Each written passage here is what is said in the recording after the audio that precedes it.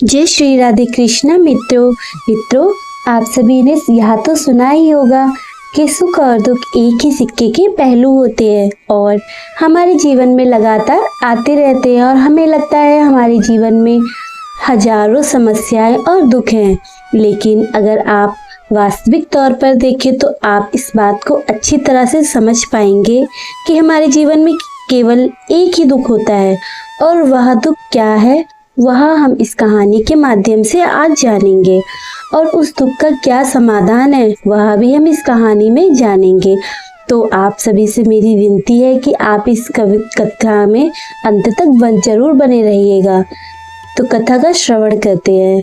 बहुत समय पहले की बात है, एक गांव में एक व्यक्ति रहता था। उसका नाम श्याम था। वह बहुत ही आलसी था और अपने जीवन से बहुत ही निराश था और उसके निराश होने का कारण यह था कि वह अभी तक अपने जीवन में कुछ भी हासिल नहीं कर सका। वह कुछ भी नहीं करता था। उसके घर वाले भी इस बात से बहुत ही परेशान रहते थे कि उनका कुछ भी नहीं करता लड़का, और उसके घर वाले उसे समझाते तो वह किसी की नहीं सुनता और अपने मन की ही करता और सबसे यह कह देता कि मैं कोशिश कर रहा हूँ लेकिन कुछ नहीं हो पा रहा, इसमें मेरी गलती नहीं है। जबकि श्याम कुछ भी कोशिश नहीं करता और इस बात को उसके घर वाले भी बहुत अच्छे से जानते थे कि श्याम कोई कोशिश नहीं कर रहा, सिर्फ ढोंग रचता है कि मैं कोशिश कर रहा हूँ।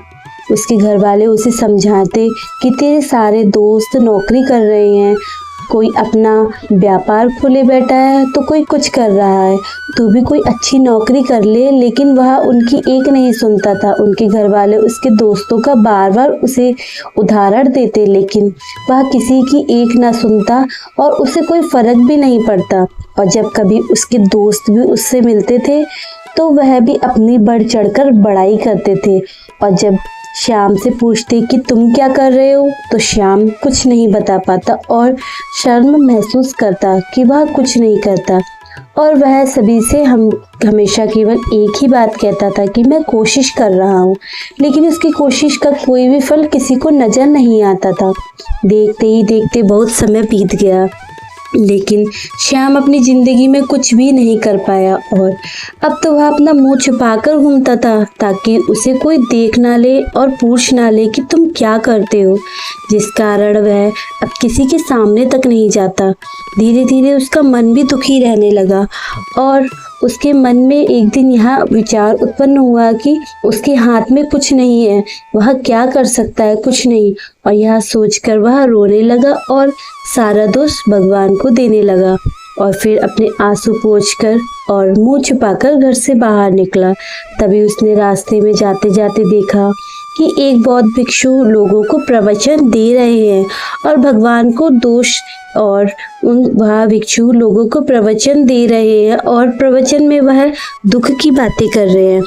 श्याम कुछ देर के लिए अपना मुंह छुपाकर उस पेड़ के नीचे बैठ गया जहां थोड़ी दूर पर वह भिक्षु प्रवचन दे रहा था और मुंह छुपा के इसलिए बैठा ताकि उसे कोई देख ना ले और चुपचाप उन भिक्षु की बातें सुनने लगा। वह भिक्षु सभी को प्रवचन में कह रहे थे कि तुम्हारा कोई साथी नहीं, तुम्हारा दुख ही तुम्हारा साथी है। हमें दुख अपने जीवन के बारे में समझाता है और हमें सही जीने का तरीका बताता है। ये हमारे गुरु की तरह है जिससे हमें सीखने को मिलता है। आप चाहे तो अपने जीवन में अपने दुख को अपना गुरु बना सकते हैं और उससे सीख सकते हैं, या आप चाहे तो अपने दुखों पर बैठकर रो भी सकते हैं। लेकिन इससे आपको कोई लाभ नहीं मिलेगा, बल्कि आप दिन पर दिन कमजोर होते जाएंगे, निराश होते जाएंगे। श्याम चुपचाप उन बौद्ध भिक्षु की बातें सुन रहा था।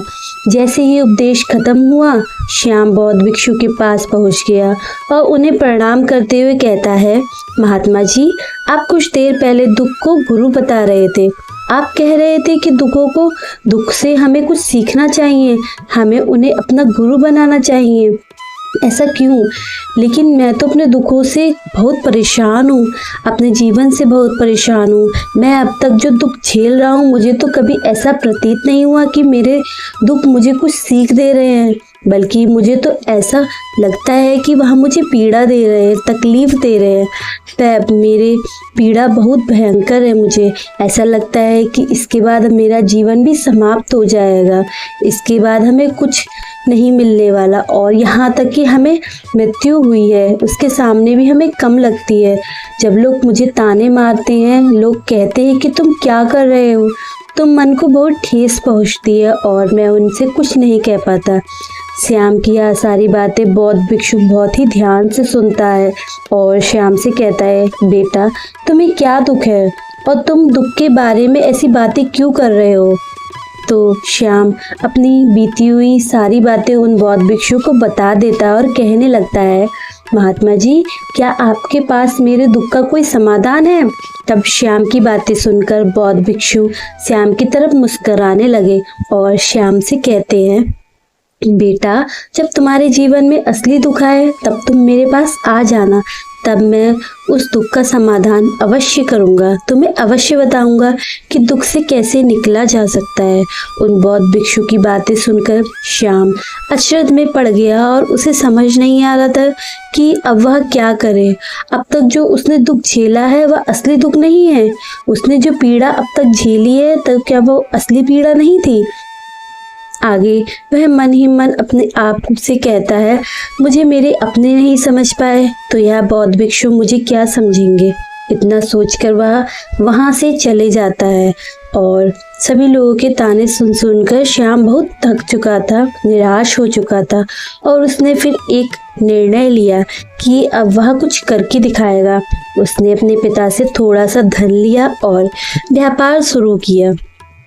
उसके पिता बहुत खुश हुए कि कम से कम मेरा बेटा कुछ करने का प्रयास तो कर रहा है, लेकिन उसे उस व्यापार में कोई सफलता नहीं मिली, जिस कारण वह और भी ज़्यादा निराश हो गया।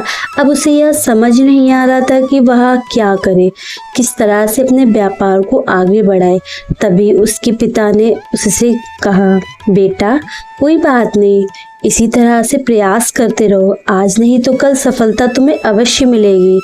श्याम के पिता ने श्याम को इस तरह हौसला दिया और फिर श्याम ने अपने पिता की बात मानी और अपने व्यापार में और कड़ी मेहनत करने लगा। धीरे धीरे उसे सफलता मिलने लगी और फिर उसने उस सफलता पर रफ्तार पकड़ ली। देखते ही देखते केवल 3 साल के अंदर वह बहुत ही बड़ा व्यापारी बन गया। अब उसके पास बहुत ही धन दौलत आ गया, उसके पास किसी चीज़ की कमी नहीं रही। जो लोग उसे नापसंद किया करते थे अब उसे पसंद करने लगे, उसके कार्य की सराहना करने लगे और उसके माता पिता भी उससे बहुत खुश रहने लगे और उसकी सफलता से अत्यंत प्रसन्न रहने लगे। धीरे धीरे श्याम के मित्रों की संख्या भी बढ़ने लगी और उसके मित्र उसे सलाह देने लगे कि उसे अपना व्यापार और तेजी से बढ़ाना चाहिए, उसे और फैलाना चाहिए। जब तुम आज केवल इस नगर के सबसे बड़े व्यापारी हो और जब तुम्हारा अगर व्यापार और ज़्यादा बड़ा हो गया तो तुम तो पूरे राज्य के व्यापारी बन जाओगे, तो तुम्हारे यहाँ लोगों की भीड़ बढ़ जाएगी और लोग तुमसे मिलने के लिए समय निकालेंगे। यहाँ तक कि राज्य के राजा भी तुमसे मिलना चाहेंगे, तुम्हारी तारीफ करेंगे और यदि कभी ऐसा ज़रूरी आन पड़ी तो वह तुमसे धन भी उधार लिया करेंगे।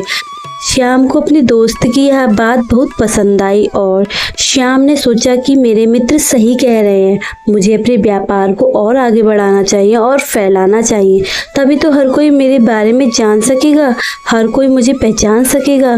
जिस कारण से उसने कुछ अनुचित कदम उठा लिए ताकि उसका व्यापार जल्दी से जल्दी फैल जाए। कई लोगों से अधिक मात्रा में श्याम ने धन उधार ले लिया, जिससे उसके ऊपर अब काफ़ी कर्जा हो गया। और इतना ही नहीं, वह तो अब यहाँ नहीं रुका, उसने अधिक से अधिक मुनाफा कमाने के चक्कर में अपने माल की गुणवत्ता को भी खराब कर लिया, जिससे अब उसके माल में वह बात नहीं रह गई जो पहले थी। लेकिन वह अपने मित्रों की बात सुनता रहा, जिसे उसके मित्र कहते वैसा ही वह करता और वैसे ही चला करता था। यहाँ तक कि उसके अपने व्यापार को और तीव्रता से बढ़ाने के लिए अपने छोटे व्यापारियों के खिलाफ षड्यंत्र भी रचना शुरू कर दिया, जिस कारण उसके मन में अब पहले जैसा सुकून भी नहीं रहा।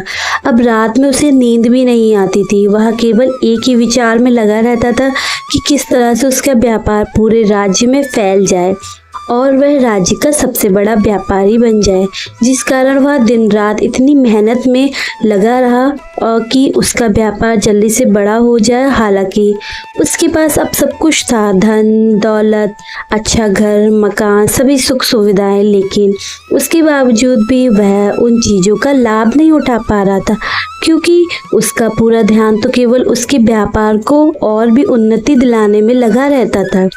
एक दिन श्याम अपने रथ पर बैठकर एक मार्ग से होकर गुजर रहा था।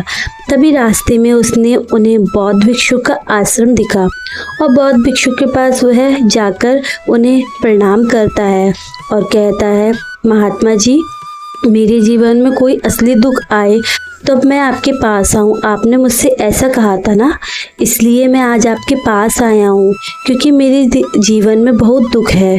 मैं रातों को सो नहीं पाता। मेरे पास सब कुछ होते हुए भी मैं उनका लाभ नहीं उठा पा रहा। उसने अपनी सारी बातें उन बौद्ध भिक्षु को बता दी। तब बौद्ध भिक्षु कहते हैं, बेटा, तुम पहली बार आए थे तब भी मैंने तुमसे यह कहा था कि तुम्हारे पास जब असली दुख आए तब तुम मेरे पास आना, और मैं आज फिर कहता हूँ कि बेटा, अगर तुम्हारी ज़िंदगी में जब असली दुख आए तब तुम मेरे पास आना। मैं तुम्हें उस दुख का समाधान अवश्य दूंगा। और यह कहकर वह साधु बौद्ध भिक्षु वहाँ से चले गए। फिर श्याम उन बौद्ध भिक्षु को रोकते हुए कहता है कि महात्मा जी, आपने मुझसे पहले बोला था कि जब तुम्हारी ज़िंदगी में दुख आए तब तुम मेरे पास आना। महात्मा जी, मेरी ज़िंदगी में दोबारा दुख आया है। मेरे पहले दुख में मैंने यह सीखा कि सोचने मात्र से ही कुछ नहीं होगा। हमें अपने काम को अंजाम देना पड़ता है, तभी हमें अपने काम में सफलता मिलती है। फिर चाहे रास्ता कैसा भी हो, फिर चाहे परिस्थिति कैसी भी क्यों ना हो, फिर चाहे कितनी भी बड़ी रास्ते में आपदाएं क्यों ना आ जाए, ऐसा क्यों ना लगने लगे कि अपने जीवन में अब कुछ नहीं बचा और आप कुछ नहीं कर सकते, तब भी हौसला बनाए रखो, उम्मीद ना छोड़ो और अपने कार्य पर डटे रहो। यह सोचकर जब तक मैं अपने कार्य को सफल नहीं कर लेता और जब मैं अपने लक्ष्य तक नहीं पहुंच जाता, तब तक मैं इस कार्य को करता रहूँगा। मैं इस कार्य में सफल अवश्य होऊंगा, जबकि बाकी लोग केवल सफल होने को ही महत्व देते हैं, उनके कर्मों को नहीं। यह सब बातें सुनकर बौद्ध भिक्षु श्याम से मुस्कुराते हुए कहते हैं कि बेटा श्याम, मैं तुम्हें फिर कहता हूँ कि जब तुम्हारी ज़िंदगी में असली दुख आए तब तुम मेरे पास आना। मैं तुम्हारी समस्या का समाधान अवश्य करूँगा। इतना कहकर वह बौद्ध भिक्षु वहाँ से उठकर चलते हैं। तब श्याम एक बार फिर से उनकी बातें सुनकर आश्चर्यचकित रह जाता है और अब उसे यह समझ नहीं आ रहा था कि उसने जो दुख देखा, उससे जो तकलीफ़ें उसे मिली हैं, क्या वह असली दुख नहीं है। उसके मन में अब एक सवाल उत्पन्न होने लगा कि असली दुख क्या है और इसकी पहचान क्या है और मुझे कैसे पता लगेगा कि इस समय मैं असली दुख में हूँ। श्याम अपने मन में यह सब सोच ही रहा था कि वह बौद्ध भिक्षु श्याम के पास एक बड़ा सा घड़ा लेकर आए। उस घड़े के अंदर बहुत सारे सोने के सिक्के थे। उस घड़े को देखते हुए वह बौद्ध भिक्षु श्याम से कहते हैं, बेटा, तुम इसे उस पेड़ के नीचे दबा दो, क्योंकि ये मेरे किसी काम का नहीं। जब मुझे इसकी ज़रूरत पड़ेगी तब मैं इसे वहाँ से खोद कर निकाल लूँगा, लेकिन अभी के लिए इसे वहाँ उस मिट्टी के नीचे दबा दो। फिर श्याम उस बौद्ध भिक्षु की बात मानकर उस घड़े को पेड़ के नीचे जाकर दबा देता है और इतना कहकर गुरुवर को प्रणाम करके वहाँ से चला जाता है और अपने घर वापस लौट आता है। धीरे धीरे समय बीतता गया। समय के साथ श्याम व्यापार में और भी ज़्यादा उन्नति कर चुका था, लेकिन माल की गुणवत्ता अच्छी ना होने के कारण अब उसके व्यापार में घाटा होने लगा और धीरे धीरे ऐसा समय आ गया कि उसका व्यापार पूरी तरह से चौपट हो गया। लेकिन वह तो यह सोचकर निश्चित था कि उसने जो भी कर्जा लिया लिया है वह उसके मित्रों से लिया है, जिस कारण वह उन्हें लौटाने में थोड़ी देर अवश्य कर सकता है।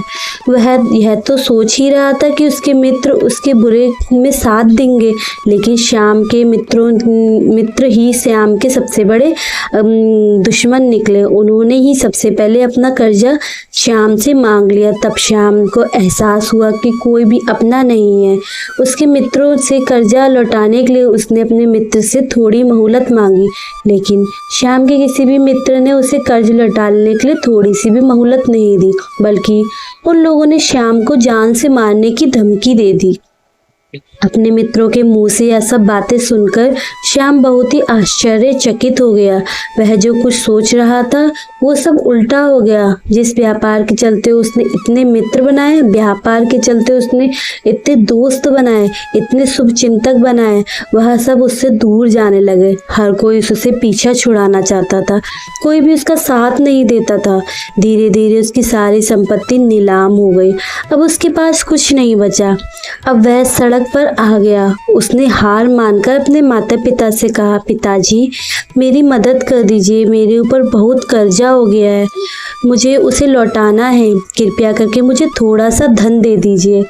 इस पर उसके पिता बोलते हैं, बेटा मेरे पास सब कुछ अब कुछ नहीं बचा, बस ये छोटा सा घर है।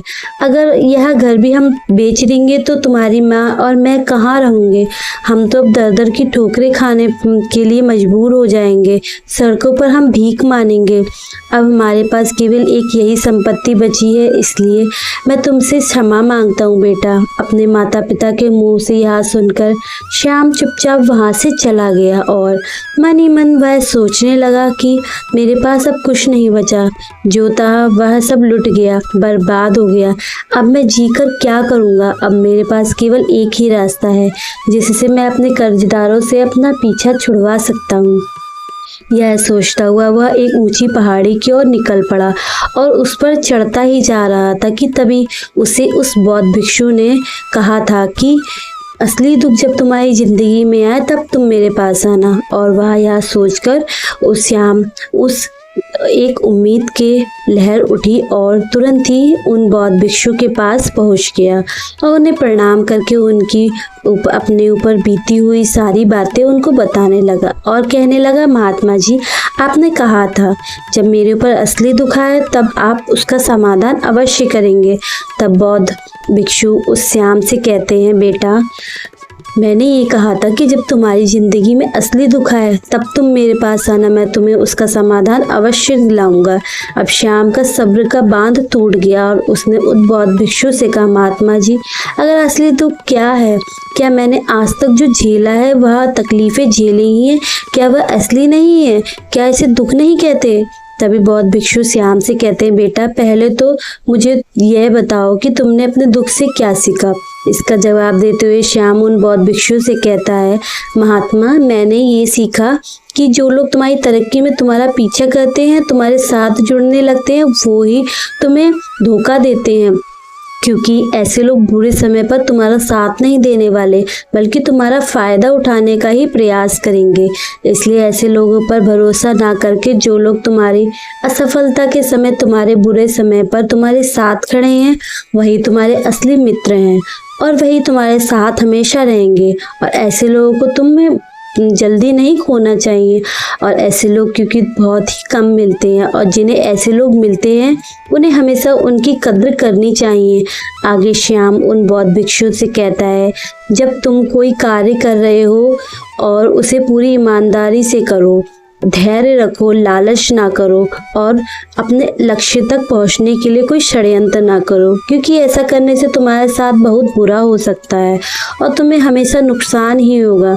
श्याम की यह सारी बातें सुनकर बौद्ध भिक्षु ने उसके पास पहुंचे और फिर उन्होंने बर्थडे में से वही घड़ा निकालकर श्याम को दे दिया जिसमें सोने के सिक्के भरे हुए थे। श्याम के हाथ में पकड़ाते हुए बौद्ध भिक्षु ने कहा, लो इसे पकड़ो।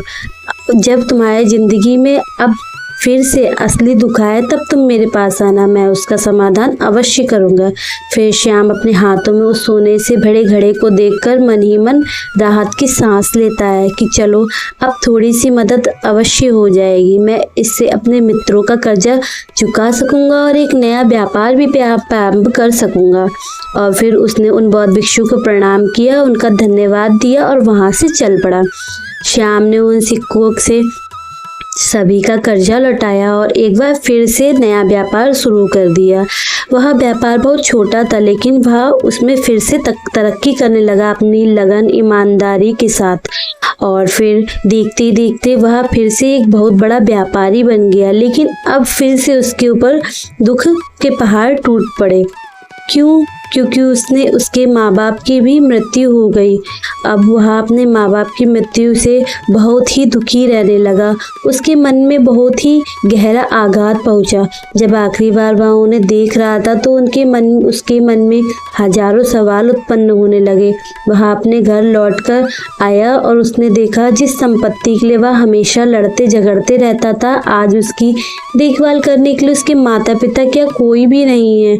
अपने जीवन में इकट्ठा किया हुआ सारा धन यहीं रह गया, लेकिन अब सब कुछ खत्म हो चुका है। श्याम का मन अब बहुत बेचैन होने लगा। उसके मन में हजारों सवाल उत्पन्न हो रहे थे। वह अपने आप को बहुत अकेला महसूस कर रहा था।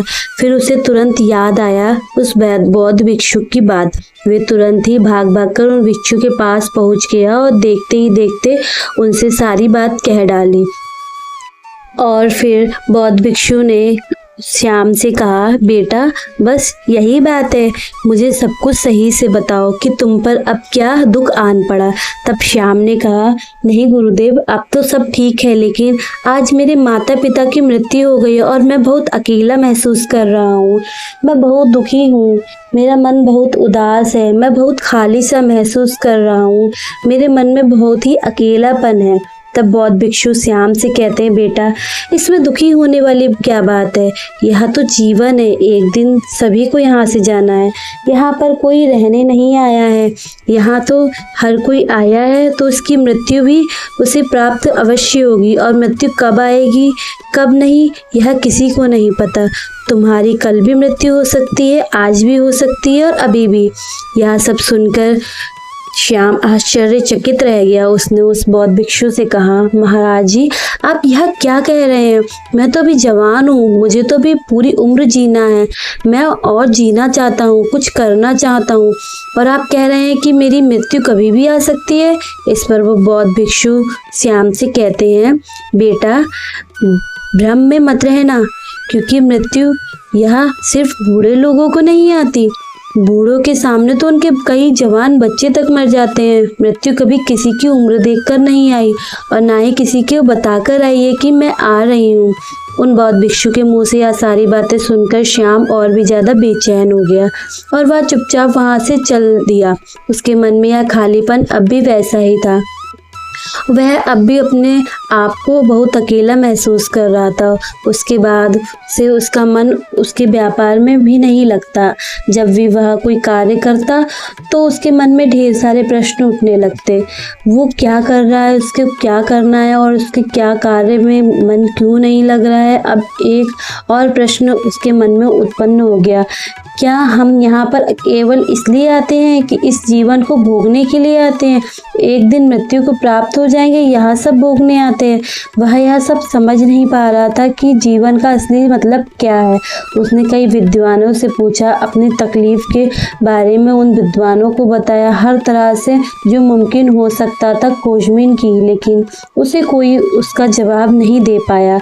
और जब उसे जवाब नहीं मिला तो उसका दुख और भी बढ़ गया, जिस कारण उसके मन में बेचैनी और बढ़ चुकी और उसे यह समझ नहीं आ रहा था कि वह क्या करे, कहाँ जाए, किसी से पूछे। तभी उसने फिर से उन बौद्ध भिक्षु की याद आई और फिर वह उनके पास पहुंच गया और उनसे अपने मन की सारी बातें कह दी। तभी बौद्ध भिक्षु मुस्कुराने लगे और श्याम से कहते हैं, बेटा आज पहली बार तुम्हारे जीवन में असली दुख उत्पन्न हुआ है। वास्तव में तो यही दुख है, यही असली दुख है और यही असली दुख कहलाने के लायक है। कि हमें पता नहीं कि हम क्या कर रहे हैं, कहाँ जा रहे हैं, क्यों जा रहे हैं, वो कौन है, क्या है, हम क्या करना चाहते हैं। तभी श्याम ने कहा, मेरे महात्मा जी, मेरे इस दुख का समाधान कीजिए, मुझे इस दुख का निवारण दीजिए। तभी वह बौद्ध भिक्षु श्याम से कहते हैं, हम सबके अंदर क्रोध, लालच जैसी कई वासनाएं घर करके बैठ जाती हैं, जिस कारण हम अपने जीवन को टुकड़ों में जीते हैं और हमारी चेतना कभी एक नहीं हो पाती। हम कभी एक जगह नहीं सोच पाते, समझ नहीं पाते और हमारी ऊर्जा शक्ति भी पूरी तरह से छिन्न भिन्न हो जाती है।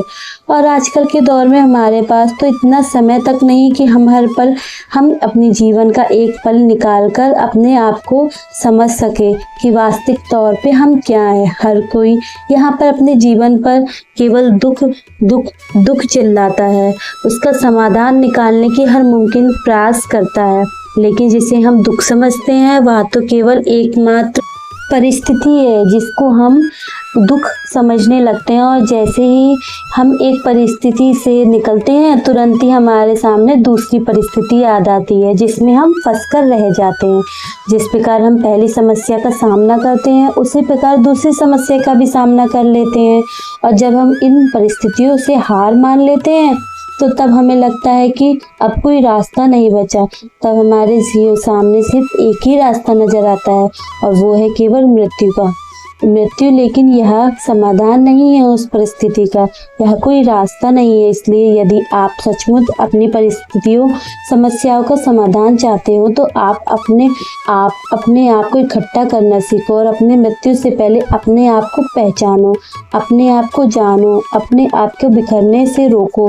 तभी श्याम बौद्ध भिक्षु से कहता है, महाराज, तो क्या हमें इस जीवन को नहीं जीना चाहिए? क्या हमें अपनी इच्छाओं को नहीं पूरा करना चाहिए? तब बौद्ध भिक्षु श्याम से कहते हैं, बेटा, इस सवाल का जवाब देते हुए मैं तुम्हें एक और बात बताता हूँ। हमें किसी से लगाव नहीं करना चाहिए, हमें किसी अपनी इच्छाओं को मार देना चाहिए, हमें संपत्ति इकट्ठी नहीं करनी चाहिए, क्योंकि हम मनुष्य की इच्छाएं, कामनाएं, वासनाएं ऐसी होती हैं जैसे मानो कि एक पर्वत से गिरता हुआ झरना, जिस पर किसी का नियंत्रण नहीं है सिवाय देखते रहने का और परेशान होने का। लेकिन जब तुम अपने ऊपर ध्यान देने लगते हो, तब तुम अपने आप को पहचान जाते हो, समझ जाते हो, तब तुम इस पर नियंत्रण कर सकते हो, तब इच्छाएं भी तुम्हारे वश में हो जाती हैं और फिर तुम तब चाहो तो अपनी सारी इच्छाओं को भी पूर्ण कर सकते हो। फिर गुरुदेव की यह सारी बातें सुनकर श्याम ने गुरुदेव से कहा, महाराज, आपका बहुत बहुत धन्यवाद, आपने मेरी सबसे बड़ी समस्या का समाधान कर दिया। मैं आज से अपने आप को एकत्रित करूंगा। और कहता है कि गुरुदेव, मानव शरीर में बहुत ऊर्जा है, बहुत शक्ति है, पर वह बेकार के कामों में लग जाती है, जिस कारण हमारा जीवन बेकार की चीज़ों में लग जाता है। लेकिन हम कभी भी इस पर अपना ध्यान नहीं देते कि हम अपनी ऊर्जा को गलत जगह व्यर्थ कर रहे हैं, अपने ऊपर कभी ध्यान नहीं देते। हमारा जीवन भी कुछ ऐसा ही है। हम अपने जीवन में हमेशा अपने आप से ऊपर वाले के लोगों को देखते हैं और हमारे जीवन में इतना दुख क्यों है यह सोचते रहते हैं और मन में सवाल उठते रहते हैं, और इसका जवाब हम नहीं मिल पाता तो हम ईश्वर को ही दोष देते हैं। तो भिक्षु कहते हैं कि बेटा, यही दुख है और इसी का ही समाधान भी आपको खुद से ही निकालना होता है। जिस दिन आप अपने आप को पहचान गए, उस दिन आप यह नहीं कहोगे कि मेरी ज़िंदगी में बहुत दुख है, मेरे जीवन में सिर्फ और सिर्फ समस्याएं हैं। जब आप अपने आप को पहचान जाओगे तो उसके बाद आप हमेशा अपनी चीज़ को पा सकते हो। तो भिक्षु को प्रणाम करके श्याम वहाँ से उनकी बातें सुनकर चला जाता है और भिक्षु के कहे अनुसार उस राह पर चलने लगता है। अपनी ज़िंदगी का सबसे बड़ा दुख और सुख जान लेता है। तो मित्रों, अगर आप सभी को मेरी यह कहानी अच्छी लगी हो तो हमारी वीडियो को लाइक करके अपने मित्रजनों को और परिवारजनों को इस वीडियो को शेयर अवश्य करें। और इस वीडियो में अगर कोई त्रुटि मिली हो तो हमें क्षमा करें और इस त्रुटि को कमेंट बॉक्स में अवश्य बताएं। जय श्री राधे कृष्णा मित्रों, हर हर महादेव, शिव शंभू। आपका दिन शुभ हो और आपकी रात्रि मंगलमय हो। राधे राधे।